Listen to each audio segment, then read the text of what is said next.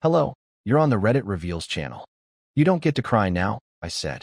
She was on the floor, knees bent, palms together like she was about to pray. Her mascara was already halfway down her cheek, and her mouth opened and closed like she was underwater. I stood over her, holding the yellow envelope, the one with her name on it. Inside, divorce papers, sealed, signed, notarized. And she just kept whispering, "Carl, please. Can we talk?" Talk. Oh, now she wants to talk. Where was this version of her 3 nights ago when I heard her laugh? That high-pitched flirty one she only uses when she's trying to impress someone. Through the Bluetooth speaker she forgot was still connected to her phone. She was in the garage, probably thinking I couldn't hear anything through the closed door. But the phone was in the living room, still paired to the Bose speaker, and it started playing her call out loud like God himself wanted me to hear it. "You're the only one who actually listens to me," she said on that call. "He's just there, like furniture." I sat on the couch and listened like furniture. I didn't even blink. That was the moment I realized I wasn't even a person to her anymore. I was a coat rack, a background noise, a placeholder. The next morning, I made her pancakes. Not out of love, out of habit, out of grief, out of cowardice. She said thank you and asked if I could Venmo her $70 for something work-related. That same afternoon, I drained our joint account into my private one and opened a case with a family law firm that specializes in betrayal cases. "Do you have evidence?" the attorney asked me. I laughed. I had Bluetooth. That brings us back to the floor, to her tear-stained hands, to me, standing there with the envelope. I handed it to her. She didn't take it at first. She just stared at it like it might explode. I said, "You once told Tara that you don't need a man, so this shouldn't be a problem." Her lip trembled. And then, "Oh, this was rich," she said. "Hey, calm down, I didn't mean." I laughed. Out loud. I laughed so hard I had to sit down. And then I whispered the words that started this war. "You already said what you meant. I'm just giving you exactly what you wanted." She didn't speak for almost 2 minutes after I handed her the divorce envelope. She just sat there cross-legged on the kitchen tile, blinking like she couldn't process what was happening. The fridge hummed. A dog barked outside. Somewhere in the distance, a car backfired. And then, just like that, she broke. Not in a dramatic movie way. No screaming. No tossing things off the counter. Just a slow-motion collapse. She pressed the envelope to her chest and whispered, "This is insane. We can fix this, Carl. Just talk to me." I wanted to scream. I wanted to say, "I tried talking to you for months. You just nodded while scrolling TikTok and said we're fine every time I brought up how distant you'd become." Instead, I said nothing. I sat across from her, staring at the hardwood floor like it might offer me a way out of this nightmare. She finally opened the envelope with trembling fingers and pulled out the papers. Her face changed when she saw the attorney's name. Donahue and Hayes. The firm her coworker Naomi used when she divorced her husband after finding Tinder on his iPad. Yvette had praised them. "That lawyer is savage," she once said, laughing over wine. "She got Naomi full custody, alimony, the dog, everything. Now that savage lawyer was working for me." Her voice broke the silence again. "Is this because of that phone call?" "Carl, it didn't mean anything. Troy is just someone I vent to." I was frustrated. "I didn't think you'd actually hear it." That last sentence echoed. "I didn't think you'd actually hear it. So you did say it. You meant it. You just didn't think you'd get caught." And suddenly, all the pieces started clicking into place. The late-night Target runs that took 2 hours. The constant team dinners, where she wore perfume I didn't recognize. The new lingerie I never saw again after she bought it. The locked diary app on her phone, with Face ID turned off and password protected. I asked her one question. Just one.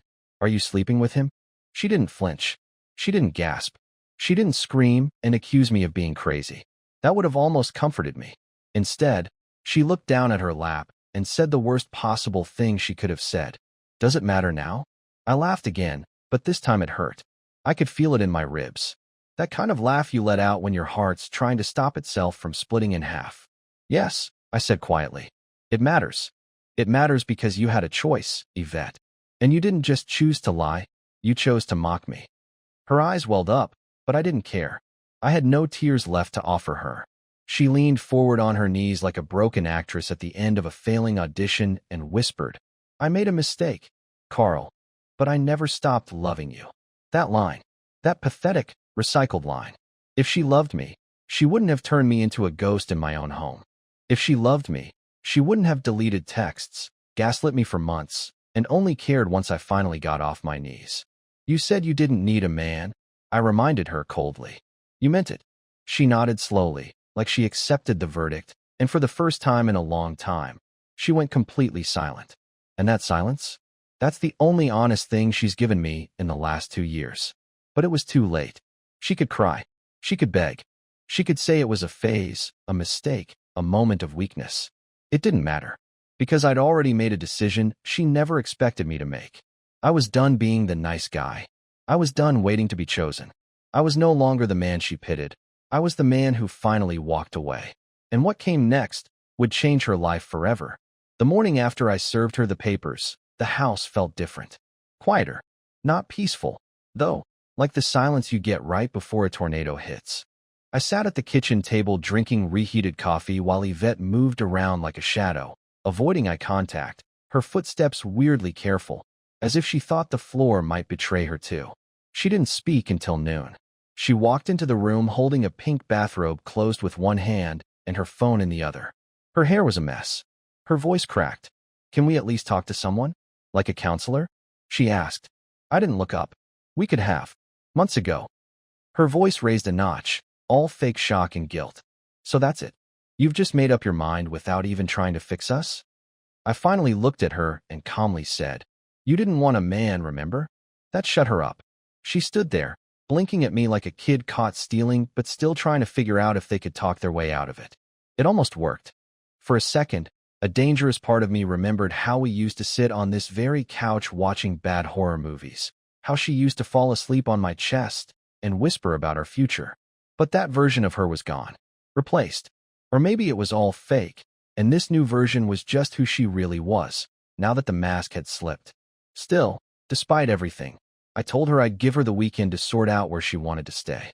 I wouldn't lock her out, wouldn't humiliate her in front of her family, who always looked at me like I was a temporary utility bill she couldn't wait to cancel. That same night, I ordered her favorite takeout and didn't say a word when she didn't say thank you. Just set it down on the table and walked away. That was the kind of kindness she forgot I still had. I wasn't doing it for her. I was doing it to remind myself who I was, before she convinced me I was nothing. The next twist came 48 hours later. On Monday, I got an email. From Troy. Yes, him. He used my work contact form. I guess he found my LinkedIn or dug it up off our company's website. I opened it thinking it might be some client inquiry. Subject line, "You don't know everything." I almost deleted it. But curiosity got the better of me. The message was short, just one paragraph, and it changed the entire tone of this war. "Hey man, I know you think I'm the villain here, but ask Yvette what happened last March in Sacramento. Before you burn everything down, maybe figure out what she's hiding from both of us." I read it 3 times. Sacramento? We hadn't been to Sacramento together in years. She claimed she went there for a women's leadership conference. Drove up with Tara. Stayed at a hotel for 2 nights. Came back with a notebook full of vague advice quotes and a tote bag with some HR branding on it. That conference? Now my hands were shaking. I went straight to the attic. Dug through the plastic bins until I found the folder with her travel receipts. She used my card back then. I kept everything. Call it neurotic. Call it survival instinct. And there it was, the invoice from the Claymore Hotel, but it listed only one guest, and it had a minibar charge tagged at 3:42 a.m. I confronted her that night. I didn't yell. I didn't threaten. I just asked, "Who did you share that Sacramento hotel with last March?" The color drained from her face. "I was alone," she said instantly. Too fast. Too perfect. I held up the printed email from Troy. I watched her face collapse in real time. Her next words weren't a denial. They were worse. "Please don't make me explain that night." And suddenly I knew. Troy wasn't the beginning. He was just the latest. The real betrayal? It started long before I even realized I was losing her. And if she thought the envelope was the end, she was about to find out what it felt like to lose the war she started. For hours after she said those words, "Please don't make me explain that night," she just sat on the edge of the bed, clutching a throw pillow like it was a shield. Her breathing was shallow. I watched her like a scientist examining something he no longer felt connected to. I'd seen her cry before, sure, over sad movies, her mother's cancer scare, a dog she hit once by accident. But this was different. This wasn't guilt. This was fear. She knew I had something, and she was scrambling to figure out how much I knew. But the beauty of it was, I didn't actually know much at all. Just Troy's email and the hotel receipt. The rest, I let her imagination do the work. And it was working. Was it someone I know? I asked calmly. She didn't answer. Just looked down at her feet like they were about to confess on her behalf. Was it someone from your job? Still no answer. That silence was enough. I stood up and said, "You don't have to explain anything, Yvette. The lies are already louder than the truth ever could be." She flinched, then stood too fast. "It wasn't what you think." That made me laugh, which probably wasn't the smartest move. Wasn't what I think. Because what I think is that you lied to me, went to a different city, and did God knows what with God knows who while I was home fixing the leaking water heater you told your friends you wished I'd hire someone to do. She stepped forward, hands trembling, like she wanted to grab me, like she wanted to shake me into forgiving her, and not for love, but out of habit. "You weren't supposed to find out," she blurted. I stared at her. So it did happen. Her mouth opened, then closed. That was all the confirmation I needed. That night, I didn't sleep in the bedroom. I didn't sleep at all. I sat in my car, in the garage, engine off, doors locked, silence pressing in. Just me, the dim light of the dashboard clock, and a notepad. I started writing. Not poetry, not a confession, not a breakup letter. A plan. A plan for separation. For reclaiming my life. For flipping every emotional script she ever used to gaslight me into silence. I listed every lie I had tolerated. "It's just girls' night. You're being paranoid. I don't need a man. You're overthinking everything. I wish you were more ambitious. You used to make me laugh. I deserve someone who pushes me." Those words, spoken over the past 2 years like emotional paper cuts, had become my lullaby. And now, reading them all in one place, I realized how long I'd been bleeding internally just to keep the illusion of us alive. By 4:17 a.m., I had made 3 copies of everything. The texts, the photos, the receipts, the email from Troy, and a brief written statement of her affair timeline to the best of my knowledge. I wasn't trying to destroy her, not yet. But I knew she'd try to play the victim if things got ugly. So I prepared. The next day, I took off work.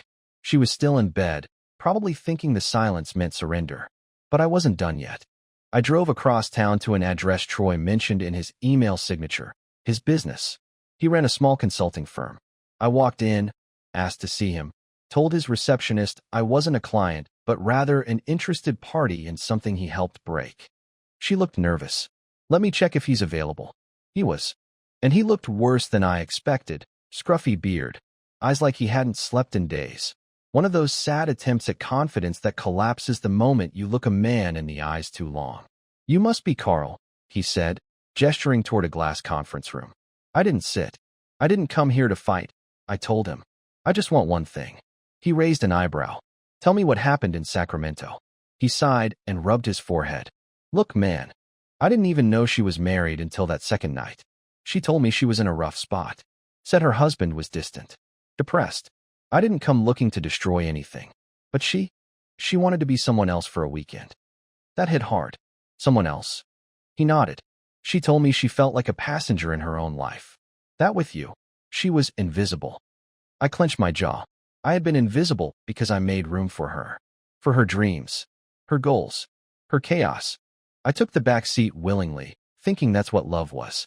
But to her, I'd become furniture. Troy must have read my face because he added, "I broke it off after that weekend. I didn't want any part of a marriage." But she kept texting, calling, for months, until I blocked her. That part, that was new. She'd told me he was chasing her. So she was lying to him too. I left without shaking his hand.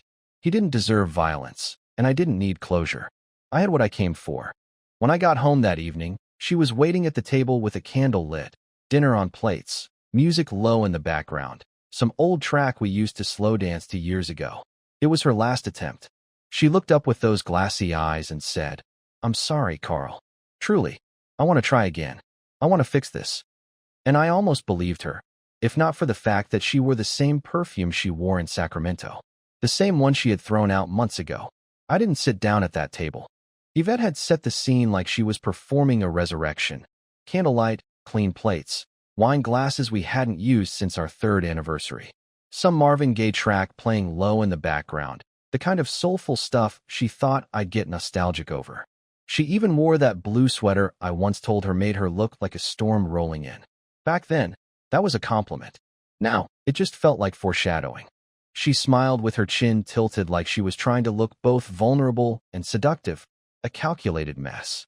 I could smell the perfume the moment I walked in, and my stomach tightened. She had gone back to that bottle. The one she wore in Sacramento. The one she had supposedly run out of. Either she forgot the lie, or she wanted to remind me of it. Both possibilities were disturbing. She gestured to the seat across from her. Just sit. Eat. We need this. I stayed standing, arms crossed, watching her like a stranger who'd broken into my home and set up dinner. Tell me why you're wearing that perfume, I said flatly. Her lips parted slightly, as if she hadn't expected that to be my opening line. Her eyes flicked down for a second, then back up. I thought you liked it, she said carefully. I liked it until I learned who else associated it with you. I replied. Silence. She sat down, her hands trembling slightly as she reached for the wine glass. I wanted to remind you of the woman you fell in love with. I know I lost that somewhere. I took a deep breath through my nose. The smell burned now. She didn't realize it was no longer just fragrance. It was the scent of betrayal. I'm not interested in reminders, I said. I'm interested in honesty. So let's start there. You said you want to fix this. Prove it. Her posture stiffened. How? Tell your parents. Tell your sister. Tell them what you did. That you cheated. That you lied. That this isn't just me having a midlife crisis. Her mouth twisted like she'd just tasted something rotten. Carl, come on. They'd never understand. And they already think you're cold.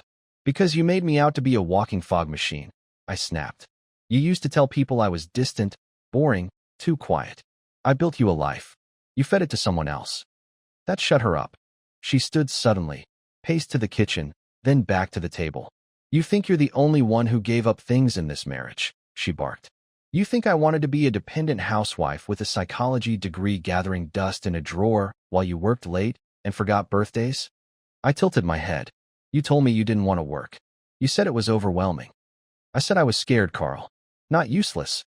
I almost smiled, not because anything was funny, but because for the first time in months, I saw it clearly. Her story had been rewritten so many times, even she wasn't sure what part was true anymore.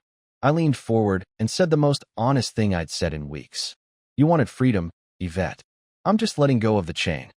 The next day, I scheduled a meeting with the bank, split the joint account, removed her as an emergency contact, called the utilities, changed the insurance beneficiaries. Bit by bit, paper by paper, I dismantled the empire we'd built together, the one she'd already been chipping away at with every secret call and hidden lie. She noticed, of course. The alerts hit her phone one by one, like little firecrackers going off in her pocket. By Friday, she confronted me again. Are you seriously going to just erase me from everything like I never mattered? I looked at her calmly and said, You erased yourself when you decided I wasn't worth the truth. Her eyes flashed. I didn't say you weren't worth it. You didn't have to. I cut in. You said I wasn't needed. You can't take that back now just because the floor is falling out under you. She stepped closer, lowering her voice to a plea. You don't have to destroy everything. What if this is just a terrible chapter? What if we can get back to the beginning? I stared at her for a long time. Then I said the one sentence she truly didn't expect. There is no beginning. You burned it down in Sacramento. You just hoped I'd never see the smoke. That night, I packed a bag. Not to leave, no, to stay. This was my house too. I wasn't running. I was reclaiming. I moved into the guest room, locked the door, changed the Wi-Fi password, and I left a note taped to the fridge that said, I'll see you in court. I'll be calm. I'll be kind.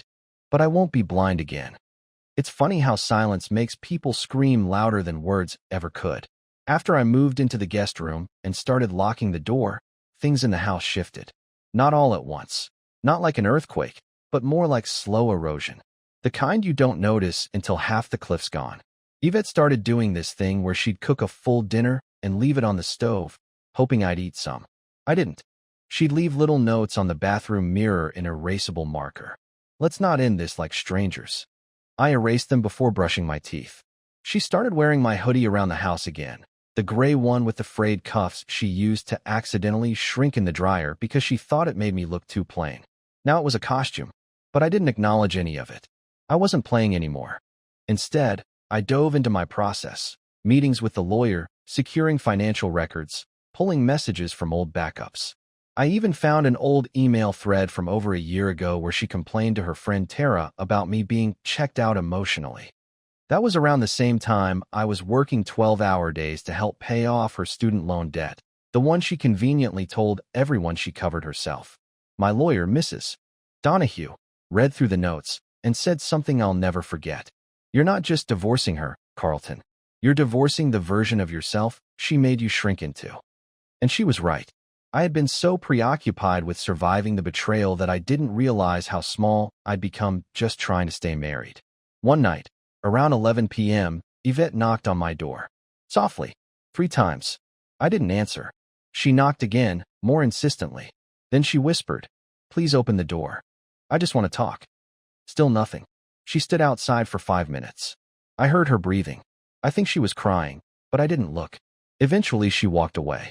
The next morning, there was a letter outside the guest room door. Handwritten. 3 pages. I didn't read it. I slid it into the fireproof lockbox I kept with all the other documents, photos, receipts, copies of her messages to Troy and God knows who else. That letter would stay there, unread, as proof that I no longer lived in the emotional space where her words could touch me. You see, she had built a weapon out of emotion for years.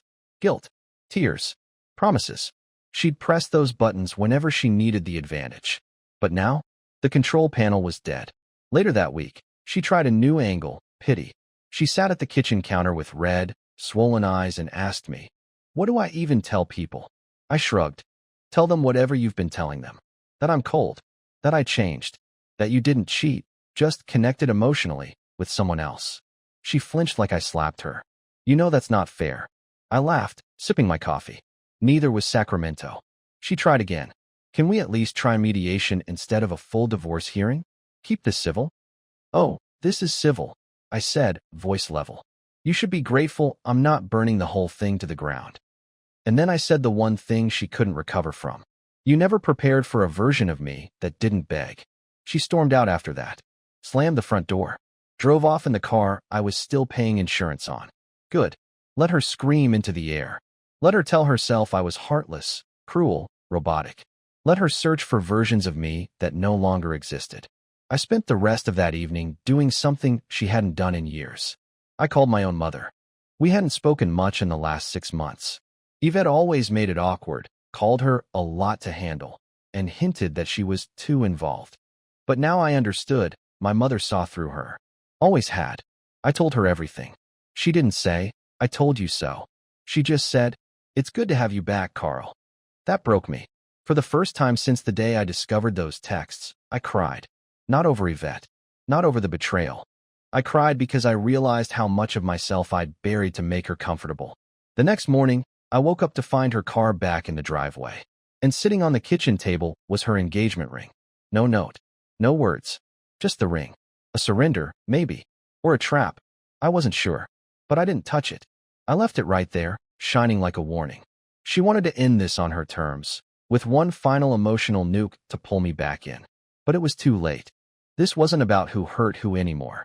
This was about me finally standing in my own damn skin. For the first time in over a decade, I spent the weekend completely away from her, not physically, but spiritually. I stopped tracking her footsteps through the house. Stopped anticipating the next apology, the next guilt grenade, the next desperate little gesture meant to reverse the damage. She could roam the kitchen, light the candles, cry in the hallway. None of it touched me. I'd already buried the version of myself that used to listen for her footsteps like a dog waiting for crumbs. But I knew something was coming. Yvette wasn't done, not because she still loved me, but because she couldn't stand losing a stage to perform on. Narcissists don't mourn the person. They mourn the attention. And it came on Monday. I was halfway through a call with my lawyer when I heard the front door open and voices trail in. Multiple. Soft laughter. Nervous tones. Shoes kicked off at the door like this was still a functioning household and not the emotional crime scene it had become. She brought people over. Her parents. I hadn't seen them in months. Not since Christmas. where her father asked me what I was doing to be more dynamic in the relationship, and her mother gave her an envelope full of spa gift cards and called it a self-care survival kit. Now they stood in my home like moral referees, hands clasped, eyes darting between us. Yvette was wearing a soft beige sweater and the kind of lipstick she only wore when she wanted to appear fragile but elegant. Curated damage. Her mom spoke first. "Carlton, we just want to understand.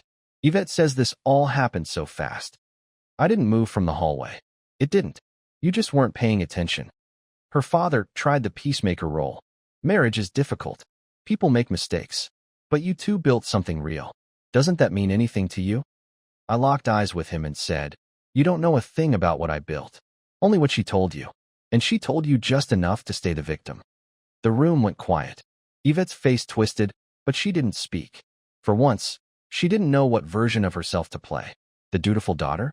The heartbroken wife? The brave survivor? I let her sit in that silence. Then I said the thing I came prepared for. "I'll give you an offer, Yvette. You can keep the car, the furniture, and the summer house your parents helped us put the down payment on.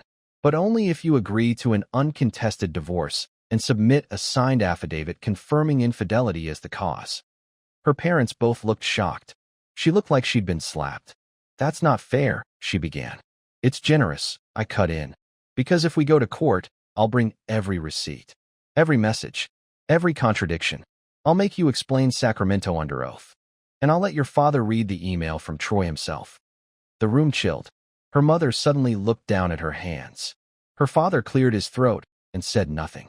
And then Yvette, in her most fragile voice yet, whispered, "So that's it? You'd rather destroy everything than try to fix us?" I stepped forward, calm and controlled, and said, "I'm not destroying anything. I'm giving you the dignity of ending it quietly. What you do with that is on you." They left 20 minutes later. No hugs, no words, just the sound of retreating footsteps and a slammed door. That evening, she knocked on the guest room door again. Not a plea. This time, it was a warning knock. She was angry. I could feel it in the air, like static before a storm. I didn't answer. The next morning, she was gone. Her closet was half empty. The bathroom counter cleared.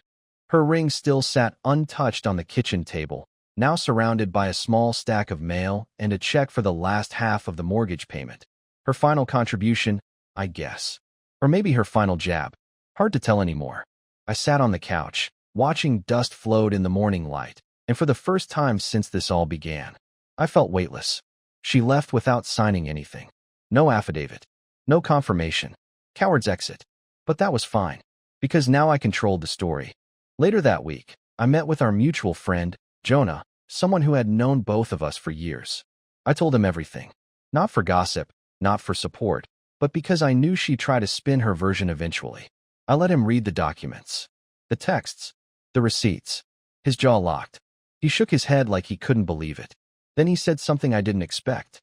"She told people you were emotionally distant and borderline depressive. Said you used silence like a weapon." I smiled. "Funny. She used words like knives." He looked at me for a long time. Then he said, "Whatever happens next, make sure you're the one who tells the story first." And that's when it hit me. I wasn't waiting for closure. I wasn't waiting for apologies. I was waiting to finally narrate my own ending. Let her run. Let her lie. Let her pretend she was the one abandoned. Because no matter how loud she cries, no matter how tragic she makes herself out to be, she'll always have to explain one thing she can never twist. Why she never even tried to stay. The first morning after she left, the house was still. Not silent in the eerie way it used to be when she'd give me the cold shoulder. Not suffocating like it was during the weeks I knew but didn't want to know. It was just still. The kind of stillness that doesn't demand anything of you. I walked barefoot into the kitchen, no ring on my finger, no tension in my spine. The empty mug I usually filled for her sat on the shelf untouched. I picked it up out of habit, then laughed. Not bitterly. Just one of those soft, tired laughs you let out when you finally realize you're not shackled anymore. I made myself a real breakfast. Eggs. Toast. Actual orange juice. Not just a protein bar in the car on the way to work. I sat by the window, looked out at the street, and for the first time in over a year, I didn't feel like I had to perform calmness. I just was. Later that week, the official papers came through. My lawyer called to confirm that Yvette had signed after all. Quietly. No fuss. No note. Just a silent submission, like a closing scene with no music. I imagined her leaning over a kitchen counter somewhere, pen in hand, eyes dry, and finally realizing that I wasn't bluffing.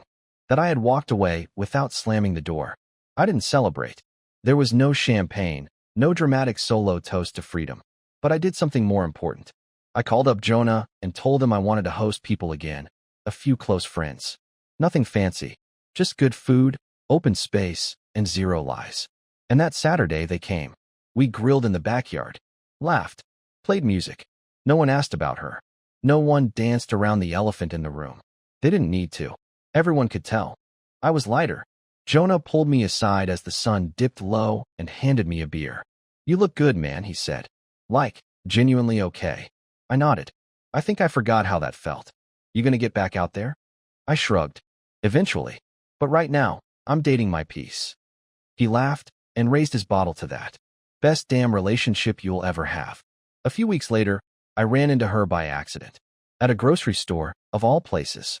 She looked different. Not bad, just less polished. Like someone who had stopped curating themselves. She saw me, hesitated, then gave a tiny nod. I returned it, but didn't stop. Didn't look back. And in that moment, I realized something powerful. I didn't hate her. I didn't need her pain. I didn't need her regret. I didn't need her to come crawling back so I could slam the door like in some cliché revenge fantasy. She was a chapter, a lesson, a warning, but not my ending. A few months later, I took a solo trip to Colorado, something I'd always wanted to do, but she called a waste of time. I hiked. I sat on mountaintops with nothing but wind in my ears and sunlight on my face. And up there, in the thin air, I said something out loud that I hadn't said in a very long time. I forgive you. Not for her. For me. Because carrying that anger around would have made her my roommate forever. And I was done living with ghosts. So no, this isn't a tragedy. It's not a horror story. It's not a revenge plot. It's a rebirth. She said she didn't need a man. And in the end, I realized, neither did I. I needed myself. And now, I have him back.